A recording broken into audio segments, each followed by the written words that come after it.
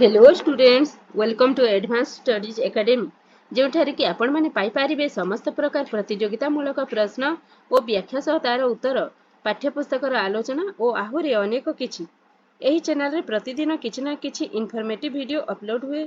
एणु channel T को एबे ही subscribe कर नियंतु जद्वारा कोनोसी भी वीडियो मिस हेबो नहीं और तार नोटिफिकेशन आपण मानक पाखरे पहुंची जिवो।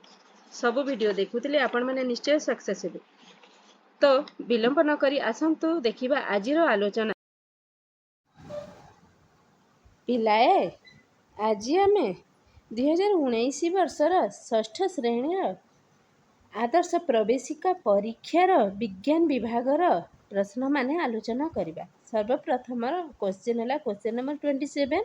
गछर केउ भाग गछ पई खाद्य प्रस्तुत करे? गछर पत्र गछ पई खाद्य प्रस्तुत करे। एणु ऑप्शन डी टी ठीक उत्तर हेब। परवर्ती प्रश्न को आसीबा। आम शरीर रे केतोटी इंद्रिय अछि? स्टूडेंट्स, आम शरीर रे 5टी इंद्रिय अछि। सेटा हैला आखि, कान, नाक, जीभ, चर्म। तेणु ऑप्शन डी टी एठी हेउछि ठीक उत्तर। परवर्ती प्रश्न को आसीबा।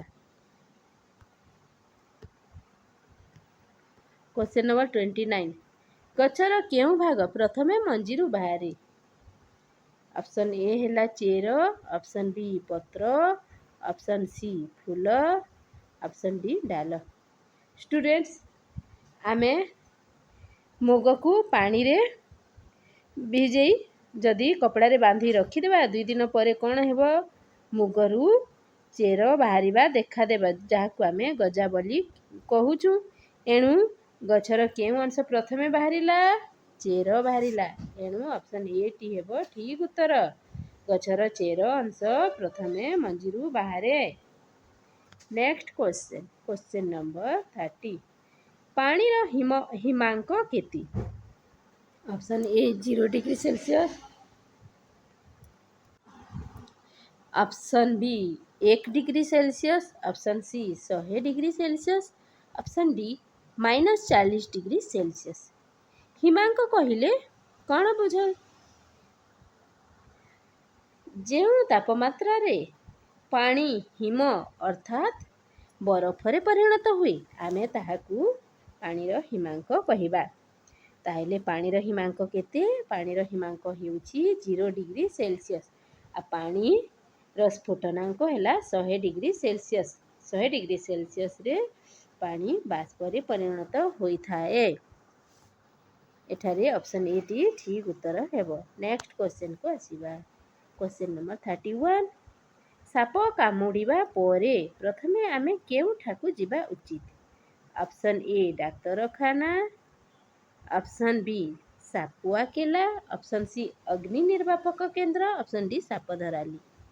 तो साप कामुड़िबा परे आमे शीघ्र शीघ्र डाक्तरखाना को जिबा। एनो ऑप्शन ए टी हेउछि ठीक उत्तर। नेक्स्ट क्वेश्चन को आसीबा। मशा कामुड़ा मलेरिया हेबार मुख्य कारण?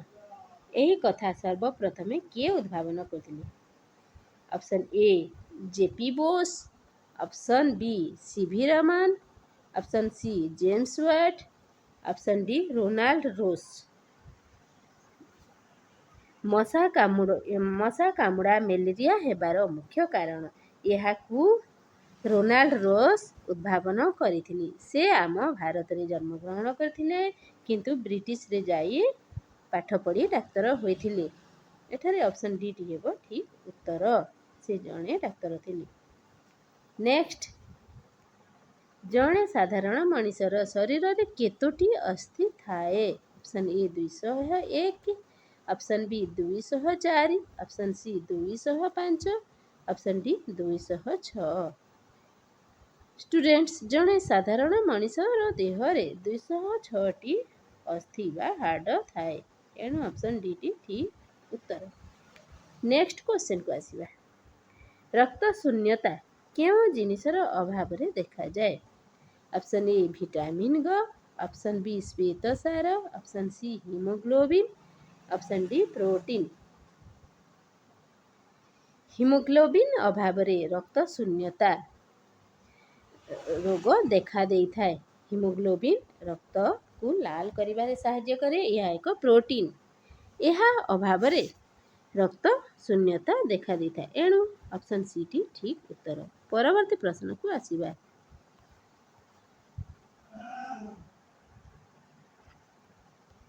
परवर्ती प्रश्न क्वेश्चन नंबर 35। बाष्परू जल हेबा पद्धति को कौन कहा जाए? जो पद्धति रे बाष्परू जल हुए ताकू आमे कौन कहबा? ऑप्शन ए बाष्पीकरण, ऑप्शन बी घनीकरण, ऑप्शन सी संक्षेपण, ऑप्शन डी अवक्षिप्तकरण। बाष्परू जल हेबा पद्धति को आमे घनीकरण कहूँ। यह को आमे आगुर मध्य पढ़िथिले। एणु एठारे ऑप्शन बी टी ठीक उत्तर हेबो। Next question number 36। जिह्वार केउं भागरे तिक्त स्वाद ग्रंथि अवस्थित? ऑप्शन ए सम्मुख भाग, ऑप्शन बी पछ भाग, ऑप्शन सी सम्मुख दुई पार्श्व, ऑप्शन डी पछ दुई पार्श्व। स्टूडेंट्स मने रख जिभर सामना पटरे आमे मीठा खाद्य को जानी पारि थाउ। मीठा स्वाद ग्रंथि अछि। आउ जिह्वार पछ पटरे तार विपरीत तिक्त स्वाद ग्रंथि अछि। आउ दुई पार्श्वरे खटा स्वाद ग्रंथि और लुणिया स्वाद ग्रंथि अछि। एणु एठारे केउं उत्तरटी ठीक हेबो? तिक्त स्वाद ग्रंथि केउंठी अवस्थित? तिक्त स्वाद ग्रंथि आम जिभर पछ भागरे अछि। एणु ऑप्शन बी टी ठीक उत्तर अटे। परवर्ती प्रश्न को आसीबा। केउं पद्धति रे फूलरू फल बा मंजी तैयारी होइथाए? ऑप्शन ए खाद्य प्रक्रियाकरण, ऑप्शन बी पराग संगम, ऑप्शन सी अंकुरोद्गम, ऑप्शन डी विक्षिप्तीकरण। जो प्रक्रिया रे फूलरू फल बा मंजी हुए ताकू आमे पोलिनेशन बा पराग संगम कहि थाउ। एणु एठारे ऑप्शन बी टी ठीक उत्तर हेबो। नेक्स्ट क्वेश्चन को आसीबा। एहा मध्यरु केउंटी पानी रे मिलाए नाही? ऑप्शन ए चीनी, ऑप्शन बी लूण, ऑप्शन सी सोरिष, ऑप्शन डी क्षीर। स्टूडेंट्स चीनी लूण और क्षीर यह पानी रे मिले जाती किंतु सोरिष तेल पानी रे मिलाइबो नहीं। एणु एठारे ऑप्शन सी टी ठीक उत्तर। परवर्ती प्रश्न और लास्ट प्रश्न से प्रश्न को आमे देखिबा। केउं ऋतु रे मलेरिया अधिक हुए?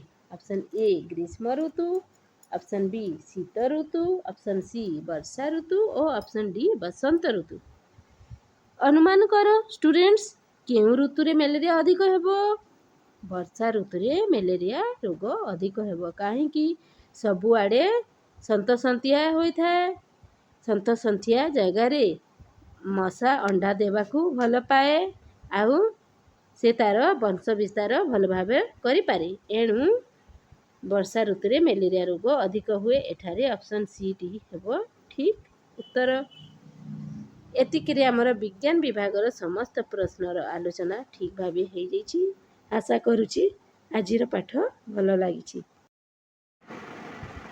स्टूडेंट्स वीडियोटी भल लागिथिले लाइक करंतु, चैनल को सब्सक्राइब करंतु, बेल आइकन को प्रेस करंतु और सांग माननकु निश्चय शेयर करंतु।